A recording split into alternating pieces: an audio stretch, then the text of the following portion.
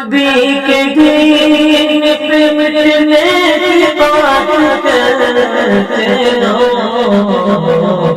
حسین جیسا کلیجا الشيطان الرجيم. بسم الله الرحمن الرحيم.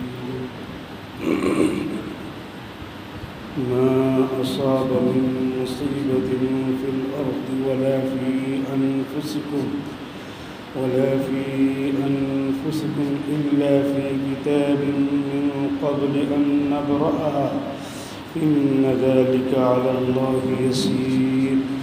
لكي لا تأسوا على ما فاتكم ولا تفرحوا بما آتاكم والله لا يحب كل مختال فخور. الذين يبخلون ويأمرون الناس بالبخل ومن يتول فإن الله هو الغني الحميد.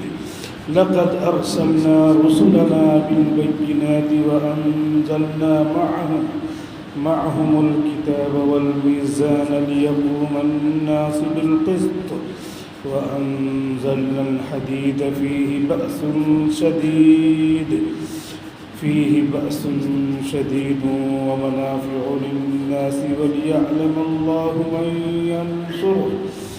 من ينصره ورسله بالغيب إن الله قوي عزيز. ما أصاب من مصيبة في الأرض ولا في أنفسكم. کوئی بھی مصیبت جو زمین میں آتی ہے یا تمہاری ذات میں کوئی بھی مصیبت جو آتی ہے وہ پہلے ہی سے لوح محفوظ میں لکھی ہے من قبل ان نبرأها، قبل اس کے کہ ہم اسے پیدا کریں. ان ذلك علی اللہ یسیر، بے شک یہ اللہ کے لیے بہت آسان ہے.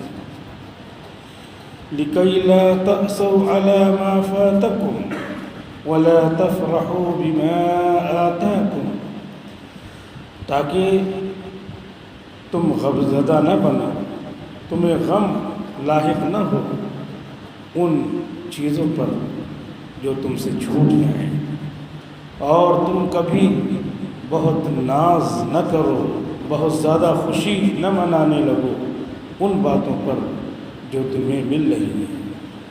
واللہ لا يحب كل مختال فخور، اور اللہ رب العزت کسی بھی اترانے والے اور فخر و غرور کرنے والے کو پسند نہیں کرتے. الذین یبخلون ویأمرون الناس بالبخل، اور یہ لوگ جو ایمان نہیں لائے ہیں یہ تو مال میں بخل کرتے ہیں اور لوگوں کو بھی حکم دیتے ہیں کہ مال خرچ نہ کرو، بخیلی سے کام لو. وَمَن يَتَوَلَّ فَإِنَّ اللَّهَ هُوَ الْغَنِيُّ الْحَمِيدُ، اور جو اعراض کرے گا اور خدا کا دیا ہوا مال نہیں خرچ کرے گا تو بے شک اللہ تعالیٰ کو بے نیازی ہے مال سے. اللہ کو تمہارے مال کی ضرورت نہیں، اللہ تو تمہیں اس پر اجر دیتا ہے اور اللہ قابل تعریف ہے. لقد ارسلنا رسولنا بالبینات، یقیناً ہم نے اپنے رسولوں کو بہت سارے معجزات لے کر بھیجا تاکہ وہ بندوں کو ان کے کام بتلائیں جن سے انہیں جنت ملے، دوزخ سے بچ سکیں. وَأَنزَلْنَا مَعَهُمُ الْكِتَابَ وَالْمِيزَانَ، اور ہم نے رسولوں کے ساتھ کتاب بھی اتاری تاکہ عمل کرنے میں آسانی ہو، اور میزان اتارا تاکہ لوگوں میں انصاف کو قائم کر سکیں، تاکہ لوگ انصاف کے ساتھ چل سکیں. وَأَنزَلْنَا الْحَدِيدَ فِيهِ بَأْسٌ شَدِيدٌ، اور ہم نے لوہا پیدا کیا جس میں شدید پکڑ ہے، سخت قوت ہے، وَمَنَافِعُ لِلنَّاسِ اور لوگوں کے لیے نفع کی چیزیں ہیں، وَلِيَعْلَمَ اللَّهُ مَن يَنصُرُهُ وَرُسُلَهُ بِالْغَيْبِ اور اس لیے تاکہ اللہ تعالیٰ جان لے کہ اللہ کی مدد کون کرتا ہے، یعنی اس کے حکموں پر کون عمل کرتا ہے، اور اس کے رسولوں کی مدد کون کرتا ہے، یعنی اس کی سنت پہ کون عمل کرتا ہے بغیر اللہ رسول کو دیکھے ہوئے۔ ان اللہ قوی عزیز بے شک اللہ تعالیٰ طاقت والے ہیں، غالب ہیں۔ وَلَقَدْ أَرْسَلْنَا نُوحًا وَإِبْرَاهِيمَ وَجَعَلْنَا فِي ذُرِّيَّتِهِمَا النُّبُوَّةَ وَالْكِتَابَ یقیناً اللہ تعالیٰ فرماتے ہیں کہ ہم نے نوح علیہ السلام کو رسول بنا کر بھیجا، ابراہیم علیہ السلام کو رسول بنا کر بھیجا، اور ان کی نسلوں میں رسالت و نبوت رکھ دیا، کتاب رکھ دی ہدایت کے لیے۔ فَمِنْهُمْ مُهْتَدٍ تو ان کی نسلوں میں بعض لوگ کتاب ہدایت پر چل کر ہدایت کی راہ پر عمل پیرا رہے، وَكَثِيرٌ مِّنْهُمْ فَاسِقُونَ اور ان میں کے اکثر لوگ اللہ کی اطاعت و فرمان برداری سے باہر نکل جانے والے تھے۔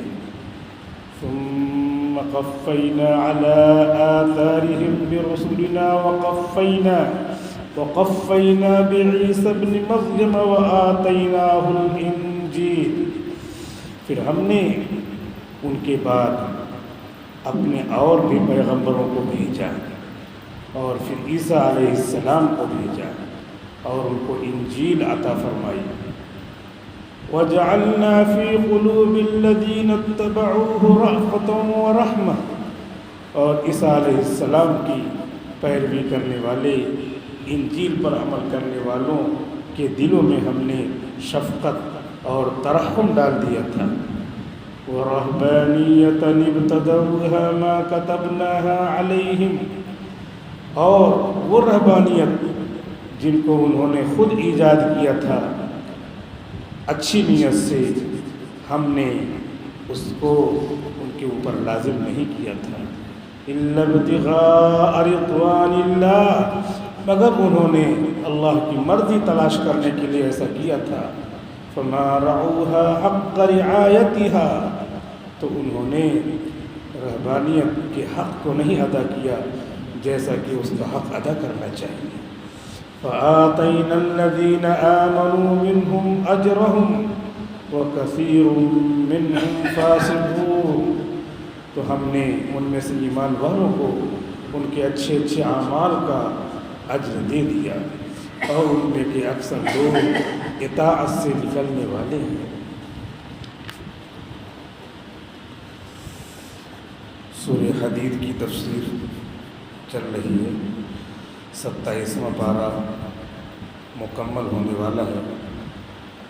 آخری رکوع کا کچھ حصہ پڑھ لیا ہے، کچھ آیتیں 2-3 آیتیں رہ گئی ہیں، 27واں پارہ مکمل ہو جائے گا۔ ذی قعدہ کی آج 16 تاریخ ہے، مغرب کے بعد بھی تاریخ بدل گئی ہے، 17 تاریخ ہے۔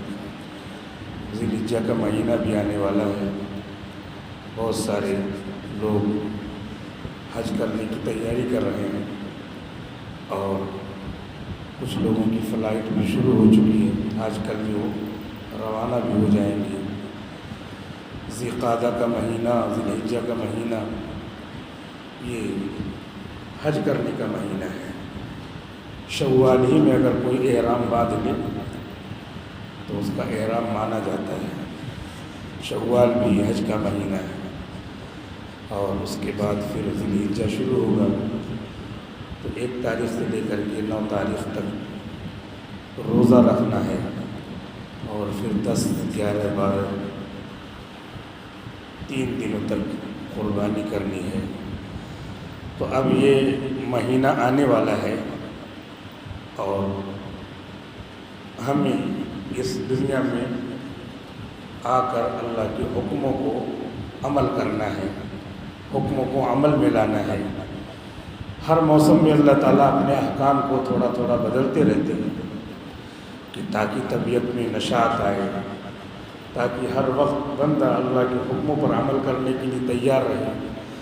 ایسا نہیں کیا کہ سال بھر روزے ہی روزے، یا ایسا نہیں کیا کہ دن بھر میں 50 نمازیں پڑھو۔ بدلتے رہے اللہ تعالیٰ۔ اب نیکیوں کا موسم آ رہا ہے، قربانی کا۔ قربانی کے لیے آدمی کو تیار ہونا ہے۔ اللہ رب العزت نے اپنے نبی ابراہیم علیہ السلام کا واقعہ قرآن میں ذکر کر کے بتا دیا کہ ایسے بھی میرے بندے ہیں کہ میں نے ان کو اپنے بیٹے کو کہا ذبح کرو، بیٹے کو ذبح کرنے کو، اور وہ بیٹا بھی 120 سال کی عمر میں ہو رہا ہے، 80 سال کی عمر ہے ماں کی، اہلیہ کی، اور باپ کی عمر ہے 120 سال، کٹ کر پیدا ہو رہا ہے، 7-8 سال کی عمر ہے۔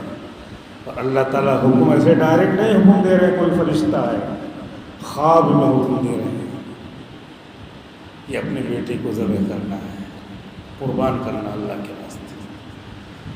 ایسے بھی لوگ ہیں کہ اللہ کا حکم اس کو پورا کرنے کے لیے خواب کی بات کو بھی اللہ کا حکم مان کر جھٹلا کر نہیں کہ شیطانی وسوسہ ہوگا، خواب وہ کہاں ہوتا ہے سچا؟ نہیں، ایک تو یہ ہے کہ نبی کا خواب سچا ہوتا ہے، اور دوسری یہ ہے کہ اس پر انہوں نے اللہ کے حکم کو آگے بڑھا کر قربانی کے لیے اپنے آپ کو پیش کیا۔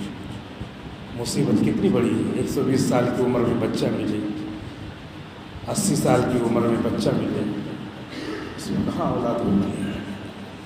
لیکن اس مصیبت کو جھیل کر کے آدمی اللہ کے حکم کو سب سے اوپر کرے، اس کے لیے اللہ رب العزت نے ابراہیم علیہ السلام کا واقعہ قرآن میں ذکر کیا ہے۔ بالعموم اللہ تعالیٰ یہاں آیت کریمہ میں فرما رہے ہیں کہ دیکھو زمین میں کوئی بھی مصیبت آتی ہے، زمین میں کسی اور کے اوپر آ رہی ہے، ادھر آ رہی ہے، ادھر آ رہی ہے، یا تمہاری ذات میں بھی کوئی مصیبت آ رہی ہے، تو سب سے پہلے اس کا فائدہ یہ سمجھو کہ ہم نے اپنے علم کے مطابق ہم جانتے ہیں کہ اس کو ایسے ایسے پوری زندگی میں ہونے والا ہے، تو اس کو ہم نے لکھ رکھا ہے۔ یہ نہیں کہ تم مجبور ہو، ایسے ہم نے اپنے علم کے اعتبار سے یہ طے کر رکھا ہے کہ یہ آئے گا، یہ حال آئے گا، یہ حالت آئے گی۔ تو اگر تم اس کو سوچ لو تو اللہ تعالیٰ قرآن میں کہہ رہے ہیں کہ سوچنے کا فائدہ یہ ہے کہ تم کو فوراً سکون مل جائے گا۔ بڑی سے بڑی مصیبت ہو، آدمی اس کی تدبیر کرے کہ ایسا کرتا تو یہ ہوتا، ایسا کرتا تو یہ ہوتا، ایسا میں نے کیوں نہیں کیا، اس کو فون کیوں نہیں کیا، اس کو کیوں نہیں بلایا، سیفی ہاسپٹل میں کیوں نہیں لے گیا، جلدی سے کیوں نہیں ایمبولینس لایا۔ یہ جب سوچتا ہے تو اسی کے خلاف یہ آیت ہے۔ نہیں، تم کو یہ سوچنا چاہیے کہ ایسے ایسے ہی ہونا تھا، تو فوراً تم کو سکون مل جائے گا، تمہاری طبیعت بدل جائے گی۔ اس کے علاوہ ہو ہی نہیں سکتا تھا۔ اللہ نے ہم کو اپنے حکموں پر سر نیاز خم کرنے کے لیے کہا ہے، سر تسلیم جھکانے کے لیے کہا۔ اللہ کی مرضی، افوض امری الی اللہ، میں اپنا سارا معاملہ اللہ کے حوالے کرتا ہوں۔ یا اللہ، آپ چاہتے تو اس میں جان نہ ڈالتے، اور آپ چاہتے تو اس جان کو خیر مسلم کے گھر میں پیدا کرتے۔ آپ کی مرضی، ہماری مرضی تو وہاں نہیں چلی جب ہم پیدا ہو رہے تھے، اب یہ سب حالات ہیں، اس میں ہماری مرضی کیسے چلے گی؟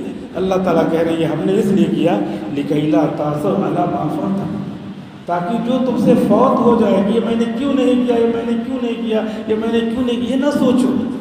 اللہ کی مرضی ایسے ہی ہونا تھا، اس کے علاوہ کر بھی نہیں سکتے تھے۔ وَلَا تَفْرَحُوا بِمَا آتَاكُمْ، اور جو اللہ نے تم کو دیا اس میں ناز نہ کرو، یہ تمہارا کمال نہیں ہے۔ قارون سوچ رہا ہے کہ ہم کو دولت ملی ہمارا کمال ہے، نہیں، اللہ دیتا ہے۔ اللہ دولت دے دے تو اس پہ حد سے زیادہ اتراؤ نہیں، حد سے زیادہ غرور نہ کرو، خوشیاں نہ مناؤ۔ کتنے ایسے لوگوں کو دیا ہے کہ بچہ پیدا ہوا، اتنی خوشی مناتے ہیں کہ کئی دن دعوتیں چل رہی ہیں، پتہ چلا کہ دعوت کے درمیان ہی بچے نے اللہ نے اس کی جان لی، بلا لیا اپنے پاس۔ کیا کرو گے؟ خوشی کس بات کی؟ اللہ نے دیا ہے، اللہ کے سامنے سر نیاز جھکاؤ، شکر ادا کرو، عقیقہ کر لو، اور اللہ نے جتنا حکم دیا اسے میں رہو۔ اسی لیے اللہ تعالیٰ کہہ رہے ہیں وَلَا تَفْرَحُوا بِمَا آتَاكُمْ، جو اللہ نے تم کو دیا اس پہ حد سے زیادہ اتراؤ نہیں، ناز نہ کرو، دیا ہے اللہ کا، جب چاہے لے لے، اور غم بھی دیا ہے اللہ کا، جب چاہے ختم کر دے، تو اسے بہت زیادہ غم کرنے کی کیا ضرورت ہے؟ کیا کبھی ہم نے ایسے دیکھا ہے کہ رات آئی ہو اس کے بعد دن نہ آیا ہو؟ کبھی ایسا ہوا ہے کہ ظلمت آئی ہو اور اس کے بعد صبح طلوع نہ ہوئی ہو؟ ہر غم کے بعد، ہر غم کی رات کے بعد صبح راحت کی طلوع ہونے والی ہے۔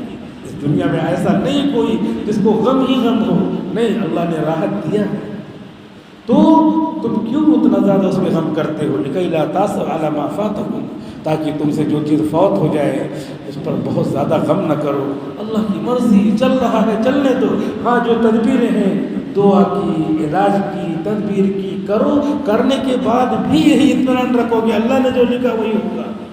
یہاں تک کہ بزرگوں نے لکھا، مولانا اشرف علی تھانوی رحمۃ اللہ علیہ نے تفسیر میں لکھا ہے، اپنی ملفوظات میں لکھا ہے کہ آدمی کے پاس اسباب مہیا رہیں تب اور زیادہ اللہ کے اوپر بھروسہ کرنا چاہیے۔ آدمی سوچتا نا سب کچھ تو ہے، کر ہی لوں گا، شادی وادی ہے، 2 دن میں فون کروں گا، پیسے ویسے ہیں، 2 دن میں ادھر سے ادھر فون کروں گا، سب انتظام ہو جائے گا۔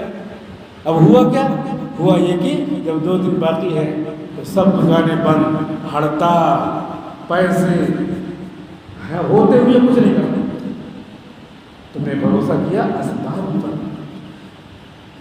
اسباب ہو تب اور زیادہ اللہ میں بھروسہ کرنا چاہیے، ہے سب کچھ، لیکن اللہ جب چاہے گا جب ہی ہوگا۔ یہاں تک کہ لقمہ ہاتھ میں اٹھایا، حضرت نے لکھا ہے لقمہ ہاتھ میں لیا ہے، اگر اللہ نہ چاہے تو لقمہ نہیں جائے گا۔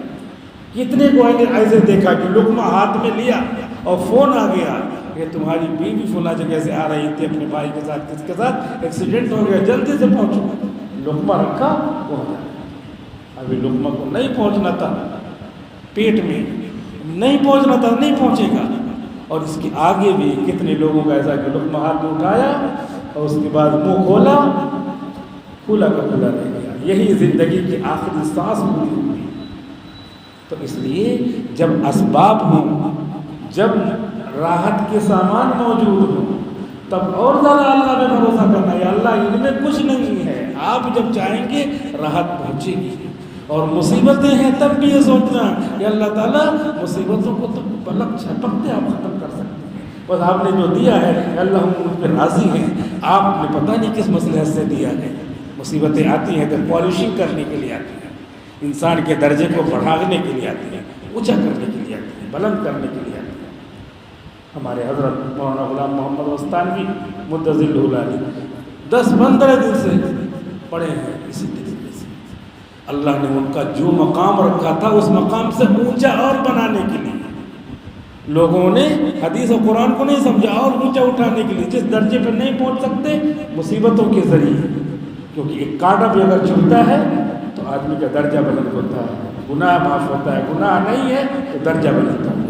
تو اللہ تعالیٰ نے کیسے کیا کر رکھا ہے معلوم نہیں، ہماری زندگی کو پالش کرنے کے لیے، ہماری زندگی میں اور زیادہ نکھار، روشنی پیدا کرنے کے لیے اللہ تعالیٰ نے نظام بنایا۔ حضرت کا انتقال ہوا، اس کے بعد کہاں دفن کیا جائے، کہاں دفن کیا جائے؟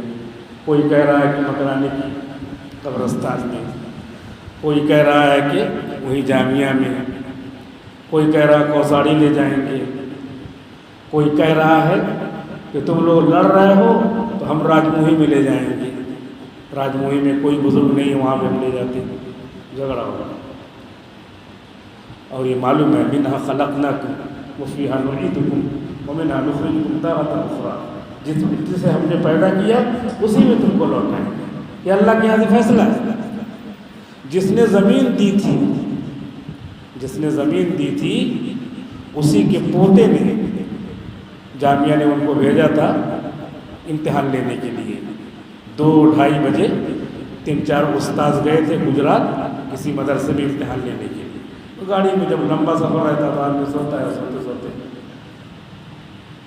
آنکھ لگ جاتی ہے، تو ایک استاد جو جامعہ کی زمین فراہم کرنے والے کے پوتے ہوتے ہیں، انہوں نے ایسے خواب دیکھا، دادا یعقوب دادا یہاں کہاں آ گئے آپ؟ تو کیا کہہ رہے ہیں دادا؟ پوتے مولی غلام کو لینے آیا ہے۔ اتنے میں گاڑی میں نیند ہوئی، بستر لگا کے تو آدمی تھوڑی سوتا ہے، تھوڑی دیر میں نیند کھل گئی، اور اس کے بعد موبائل اٹھایا، موبائل میں میسج آ رہا ہے، کیا؟ مولانا غلام محمد وسطانوی اللہ کو پیارے ہو، جس وقت خواب دیکھ رہے ہیں اسی کے بعد یہ میسج آ رہا ہے، یعنی کہہ رہے ہیں میں مولانا غلام کو لینے آیا ہوں، لینے گیا۔ چنانچہ اسی وقت انتقال کی خبر آ رہی ہے، اسی وقت انتقال ہوا، اور اس کے بعد فیصلہ یہی ہوا کہ مکرانی کے قبرستان میں دفن ہونا ہے۔ خود بڑے حضرت نے مولانا غلام محمد وسطانوی نے اپنی زندگی میں اپنے ابا کے لیے فیصلہ کیا کہ عام قبرستان میں دفن ہوں گی، اپنے بڑے بھائی کے لیے وہ فیصلہ کیا، اپنے بیٹے مولوی سعید وسطانوی کے لیے فیصلہ کیا، اپنی بہن کے لیے یعنی مولوی سعید کی پھوپھی کے لیے وہی فیصلہ کیا۔ پہنچی وہی پہ خاک جہاں کا خمیر تھا حاجی ابراہیم دادا کے بازو میں، یعقوب دادا کے بازو میں قبر بنی، جس نے زمین فراہم کیا تھا قال اللہ قال الرسول کے لیے، اسی پر شجر سایہ دار لگانے کے بعد اسی کے بازو میں جس نے محنت کی تھی لیٹ گئے۔ معلوم ہوا جس مٹی سے یعقوب دادا بنے تھے اسی مٹی سے مولانا غلام وسطانوی بنے تھے، اور اس کے بعد اسی مٹی میں چلے گئے۔ منھا خلقناکم وفیھا نعیدکم ومنھا نخرجکم تارۃ اخری، اور میدان محشر میں جب نکلیں گے تو وہیں سے نکل کے جائیں گے۔ حدیث شریف میں آتا ہے کہ میدان محشر میں جب سور ٹوکیں گے اسرافیل علیہ السلام اور لوگ میدان محشر میں اٹھ کے جائیں گے تو زمین سے پودے کی طرح باڈی اگے گی، یعنی بالکل وہیں سے، یہ نہیں کہ فٹافٹ یہاں کے تیار ہوں گے، باڈی ایسے نہیں تیار ہوگی، بلکہ زمین سے انسان بن کے نکلیں گے، سب فٹافٹ نکلیں گے اور سب ننگے رہیں گے، ننگے دوڑ پڑیں گے میدان محشر کی طرف۔ حضرت عائشہ نے پوچھا اللہ کے رسول سب ایک دوسرے کو دیکھیں گے، ننگے رہیں گے؟ اللہ کے رسول نے فرمایا عائشہ معاملہ اس سے بھی کہیں نازک، جب آدمی خطرناک پوزیشن میں رہتا بازو میں کوئی نہیں دکھتا، پوچھتے ہیں ارے تمہارے سامنے سے ہو گیا دیکھے؟ نہیں میں نے خیال نہیں کیا، وہاں تو معاملہ اتنا نازک ہوگا جس کی طرف کسی کا خیال تک نہیں جائے گا۔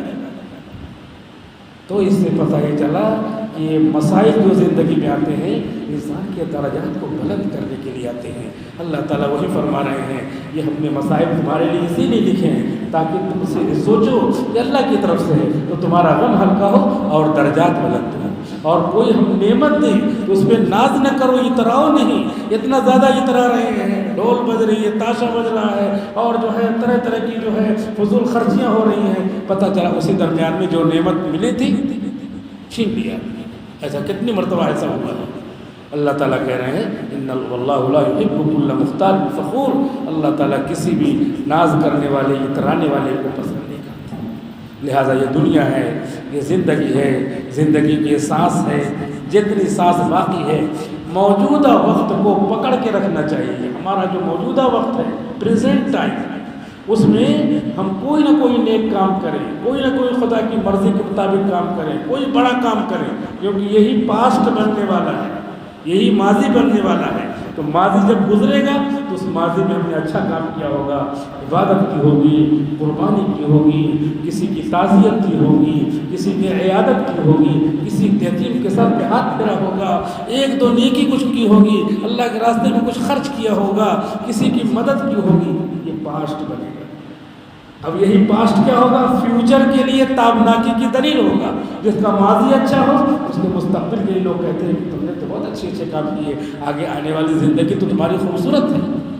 موجودہ وقت آدمی کا اتنا اچھا ہونا چاہیے یہ قابل مثال پیش کی جا سکے، اور یہ سمجھنا چاہیے کہ دنیا ہے، یہ دنیا تو ایسے ہے جیسے راستہ پار کرنے والا مسافر۔ ما انا مالی ولی دنیا، حضور نے فرمایا میرا اس دنیا سے کیا سروکار؟ ما انا فیہ الا کراکب، میں دنیا میں تو ایسے ہوں جیسے چلتا ہوا مسافر آیا گیا، جس نے سامان اٹھایا استظل تحت شجرۃ، کسی درخت کے سائے میں اس نے پسینہ سکھانے کے لیے تھوڑا پناہ ہے، اس کے بعد دیکھا پسینہ سوکھ گیا، ثم راح وترکھا، پھر سائے کو چھوڑ دیا اور منزل کی طرف روانہ ہو گیا۔ ہماری منزل آخرت ہے، جنت ہے، وہاں جانا ہے، یہاں دل کیا لگانا ہے؟ حدیث شریف میں آتا ہے دنیا کی زندگی کی مثال ایسے ہے جیسے کہ ایک کپڑا پھاڑو، کپڑا پھاڑنے کے بعد آخری جو سوت ہے ایک سوت، ایک دھاگا جیسے لٹکا ہوا ہے۔ حضور صلی اللہ علیہ وسلم فرماتے ہیں دنیا کی زندگی اس دھاگے کی مانند ہے۔ کتنی شاندار مثال دیا ہے، دھاگا ٹوٹنے میں کب ٹوٹ جائے اور کتنی دیر تک رہے دونوں کہہ سکتے ہیں، دھاگا کسی نے نہیں چھوا، لیکن کب ٹوٹ جائے، کتنی اس میں مشقت لگے، کچھ مشقت نہیں۔ دنیا کی زندگی اسی طرح ایک دھاگے کی مانند، کب ٹوٹ جائے اور کب آدمی یہاں سے چلا جائے۔ اس لیے اس دنیا کی زندگی میں ہم کو چاہیے کہ نیکیاں کر لیں۔ آگے موسم جو آنے والا ہے، الذین یبخلون الناس، جو لوگ بخل کرتے ہیں ان کے بخل سے، ان کی صفت سے چھڑانے کے لیے آیا ہے، قربانی کرنا ہے۔ موسم آ رہا قربانی کا، جانور مہنگے بھی ہوں گے، لیکن آدمی کو آگے پیچھے کر کے، جس کے پاس بھی 52.5 تولہ چاندی کے برابر رقم ہو یا ضرورت سے زائد سامان ہو، جس کی مقدار تقریباً 50-55 ہزار روپے ہے، تو اس کے ذمہ قربانی واجب ہوگی۔ اب بخل کیا، قربانی نہیں کیا، طرح طرح کے بہانے ہیں، اللہ تعالیٰ جان رہا ہے۔ وَيَأْمُرُونَ النَّاسَ بِالْبُخْلِ، لوگوں کو بخل کا بھی حکم دیتا، کہاں قربانی کر پاؤ گے، اتنے پیسے کہاں ہیں؟ لیکن اللہ تعالیٰ کہہ رہے ہیں یہی نیکیاں جمع کرنا ہے۔ صبح سے لے کے شام تک جانور کے بدن کے اوپر جتنے بال ہیں بیٹھ کے شمار کرو، 1 2 3 4، سورج ڈوب جائے گا لیکن بال ختم نہیں ہوگا، کتنے بال ہیں اس میں، اس سے زیادہ نیکی اللہ تعالیٰ دیں گے۔ یہ موسم آیا ہے کیونکہ یہ سانس جب بند ہو جائے گی تب پتہ چلے گا نیکیوں کی کیا قدر ہے۔ تو ابھی وقت آ رہا ہے نیکیوں کا، وَمَن يَتَوَلَّ، جو ان سب نیکیوں سے اعراض کرے گا تو اللہ تعالیٰ مالدار ہے، مال سپلائی وہ خود ہی کرتا ہے، تمہارے پاس سے مال لے کے دوسرے کو دے دے گا، یہی دنیا کا دستور ہے۔ مال کا مطلب یہ ہوتا ہے مائل ہونے والا، ادھر سے ادھر مائل ہوگا۔ کسی دکان پہ بیٹھو، جب تک اپنی جیب سے مائل ہو کر کے اس کی جیب میں نہیں جائے گا تب تک نہ بھجیا کھا سکتے ہیں، نہ چائے پی سکتے ہیں، نہ ناشتہ کر سکتے ہیں، نہ بریانی کھا سکتے ہیں، نہ چاول دال کھا سکتے ہیں، نہ پیٹ بھر سکتا ہے، نہ کولڈ ڈرنک پی سکتے ہیں۔ مال کا مطلب ہے کہ دوسرے کی طرف مائل ہو، مالا یمین میلا، مائل ہونے والی چیز ہے وہ، لہذا اگر تم نہیں دیتے مت دو، فإن اللہ هو الغنی الحمید، بے شک اللہ رب العزت مالدار ہے، قابل تعریف ہے۔ تم اپنی تعریف کروانا چاہتے ہو تو اللہ کے حکموں کے مطابق مال بھی خرچ کرو۔ اللہ تعالیٰ کہہ رہے ہیں ہم نے بہت سارے رسولوں کو بھیجا، سب سے اخیر میں محمد صلی اللہ علیہ وسلم تشریف لائے۔ محمد صلی اللہ علیہ وسلم نے قربانی کے موقع پر 100 اونٹوں کی قربانی کی، ایک اونٹ کی قربانی ایک حصہ اپنی طرف سے اور بقیہ پورا امت کی طرف سے۔ امت کی طرف سے کرنے کا مطلب یہ ہے کہ ان سب کو قربان کر کے اس کا ثواب پوری امت کو بخش دیا، دے دیا پوری امت کی طرف سے، کیونکہ ایک حصہ ایک آدمی کی طرف سے ہوتا ہے تو پھر 100 اونٹ کے 700 حصے بنیں گے، تو اس کا مطلب یہ ہے کہ آپ نے وہ قربانی کر کے پورا 700 حصے پوری امت کو ثواب پہنچا دیا۔ جیسے ثواب ہم پہنچاتے ہیں، میسج ہم بھیجتے ہیں موبائل میں، ایک میسج لکھا اور جتنے گروپ میں ہیں 1 لاکھ لوگ گروپ میں ہیں ان کو بھیج دیا تو 1 لاکھ لوگوں کو میسج پہنچ جاتا ہے، اور اپنے موبائل میں اپنے پاس بھی میسج رہتا ہے۔ تو حضور نے 100 اونٹ کی قربانی کی اور پوری امت کو جو ہے اس کا ثواب پہنچا دیا، تو حضور کے پاس بھی وہ ثواب موجود اور پوری امت کو ثواب پہنچ گیا۔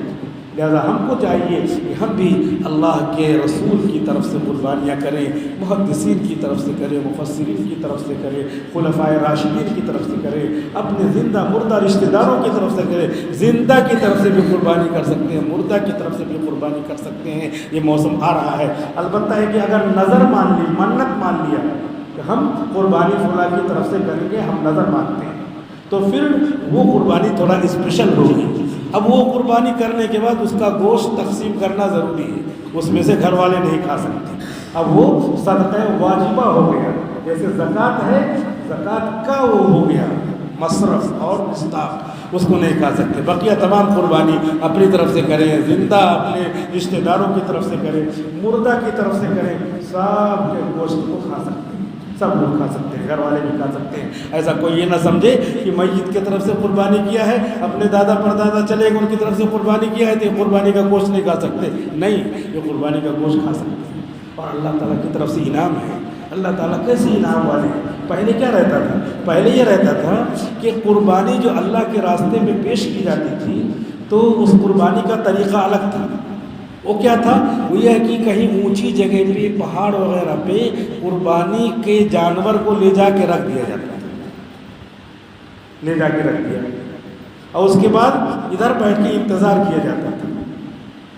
اللہ تعالیٰ آگ بھیجتے تھے تو وہ آگ کیا کرتی تھی؟ قربانی کے جانور کو جلا دیتی تھی۔ تو جلانے کا مطلب یہ ہو گیا کہ ہماری قربانی ایکسیپٹڈ، قبول ہو گئی، منظور ہو گئی۔ تو جب جلائے گی تو گوشت ملے گا اپنے کو؟ نہیں ملے گا۔ اور امتوں میں جب محاربہ ہوتا تھا، قتال ہوتا تھا، تو مال غنیمت جو آتا تھا تو مال غنیمت کے لیے بھی یہ تھا کہ اسے رکھ دو کہیں پہاڑ پر، آگ آتی تھی جلا دیا۔ تو جلانے کا مطلب یہ ہے کہ تمہاری جنگ اللہ کو قبول ہے، تم نے للہ فی اللہ کیا، اللہ کے لیے کیا، ریاکاری کے لیے نہیں کیا، بہادری بتانے کے لیے نہیں کیا، ایسے ہوتا تھا۔ لیکن یہ امت محمدی ہے، اس کے لیے قربانی کرنے کا حکم دیا، اور قربانی کرنے کے بعد یہ حکم دیا کہ قربانی کرنا ہے بسم اللہ اللہ اکبر کہہ کے، رات میں کرو قربانی، دن میں کرو، عورت کرے مرد کرے، سب قربانی کر سکتے ہیں۔ صرف یہ ہے کہ غیر مسلم قربانی نہیں کرے، غیر مسلم قربانی کے وقت ادھر نہ پکڑے، چھری نہ پکڑے، ورنہ قربانی نہیں ہوگی۔ مسلمان اکیلے بسم اللہ اللہ اکبر کہہ کے ذبح کرے، ذبح کر دیا، اور اس کے بعد پھر وہ گوشت، اب آگ نہیں آئے گی، اس کو جلا دے، تم کھاؤ، 3 حصے کرو، غریبوں کا ایک حصہ، رشتہ داروں کا ایک حصہ، ایک اپنا حصہ۔ یہ اللہ کا انعام ہے، احسان ہے۔ آج اگر محاربہ ہو، قتال ہو، اور غیر مسلموں سے جو ہے مال ملتا ہے مال غنیمت، تو اس مال غنیمت میں آگ آ کے نہیں جلائے گی، نہیں، جتنے محاربین ہیں، مقاتلین ہیں، ان کے درمیان تقسیم کر دو، کھاؤ، اللہ کا مال اللہ نے حلال کیا ہے، کلو بالرزقکم حلالا طیبا، یہ اللہ کا انعام ہے۔ اللہ تعالیٰ نے کہا ایسے ہم نے بہت سارے رسولوں کو بھیجا، سب سے اخیر میں حضرت محمد صلی اللہ علیہ وسلم کو بھیجا، اور انہوں نے اللہ کے حکموں کو سنایا۔ لہٰذا اللہ تعالیٰ دیکھنا چاہتے ہیں کہ کون اللہ کی مدد کرتا ہے۔ اللہ کی مدد کیا کرے گا؟ اللہ تو پورے جہان کو بنانے والوں کی مدد کرے گا۔ اللہ کی مدد کرنے کا مطلب ہے اللہ کے حکموں پر کون عمل کرتا ہے۔ حکم ہے نماز کا، الحمدللہ نماز پڑھ رہے ہیں، اور پابندی سے نماز پڑھیں، ایسی نماز پڑھیں کہ نماز میں اللہ ہی کی طرف دھیان رہے۔ اللہ کی طرف دھیان نہیں ہے تب بھی نماز ہو جاتی ہے، تو اللہ کا کرم ہے، لیکن اس کے باوجود ہمارا دھیان ایسے کہ جیسے ہم اللہ کو دیکھ رہے ہیں یا اللہ ہم کو دیکھ رہا ہے، یعنی نہایت توجہ کے ساتھ نماز۔ مولانا محمد حسن امروہی رحمۃ اللہ علیہ کے بارے میں لکھا ہے کہ نماز ان کی اتنی اچھی تھی، ان کے پیر میں پھوڑا ہو گیا تھا، پیر میں پھوڑا ہو گیا تھا، ڈاکٹروں نے کہا کہ اس کا آپریشن کرنا پڑے گا، کہا کہ کر دیجئے، کہا کہ آپ کو سن کرنا پڑے گا، کہا نہیں، سن کرنے کی کیا ضرورت ہے، میں نماز میں مشغول ہوتا ہوں، اس وقت آپ کر دیجئے۔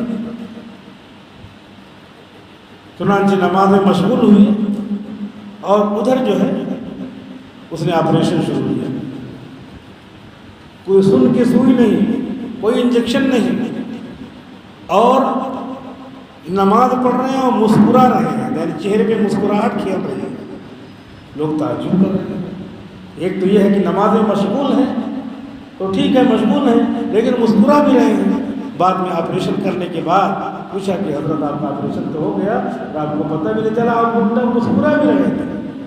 تو کہنے لگے کہ مصیبت پہ صبر کرنے پر جو اجر ملتا ہے وہ اجر میرے سامنے اللہ نے کر دیا تھا کرامت کے طور پر، تو وہ میں اجر دیکھ رہا تھا، تو اجر دیکھ رہا تھا تو ہنسی آ رہی تھی، ادھر دھیان ہی نہیں تھا۔ جیسے بہت مرتبہ کیا ہوتا ہے، آدمی کا ایکسیڈنٹ ہو گیا، کہیں ایکسیڈنٹ ہو گیا اور بہت بری طرح ایکسیڈنٹ ہو گیا، لیکن ادھر دھیان نہیں ہے، پورا گاڑی واڑی چلا کر کے گھر پہنچ گئے، اس کے بعد دیکھ رہے ہیں یہ خون، یہ کپڑا، یہ تو ٹوٹ گیا، یہ کیا ہو گیا، وہ کیا ہو گیا، اب درد شروع ہو گیا، حالانکہ درد پہلے سے ہو رہا تھا، ادھر توجہ ہی نہیں تھی، سب کچھ ٹھیک ٹھاک تھا۔ یہ مثال ہے اس کی تاکہ سمجھ میں آئے اور کوئی یہ نہ سمجھے کہ واقعہ غلط ہے۔ ایسا ہوتا ہے، اللہ تعالیٰ توجہ اپنی طرف کیے ہوئے ہیں اور اپنے اجر کو دکھوا رہے ہیں، دکھلا رہے ہیں اور اجر دیکھ رہے ہیں، اجر دیکھ کر کے مسکرا رہے ہیں، ادھر دھیان دیا۔ اس طریقے سے دعا کریں اللہ رب العزت ہم کو اپنی عبادت میں لگائے اور آنے والا جو قربانی کا موسم ہے اس کے لیے ہم ابھی سے تیاری کریں، ذہن بنائیں۔ اللہ رب العزت عمل کی توفیق عطا فرمائے، آمین۔ وآخر دعوانا الحمد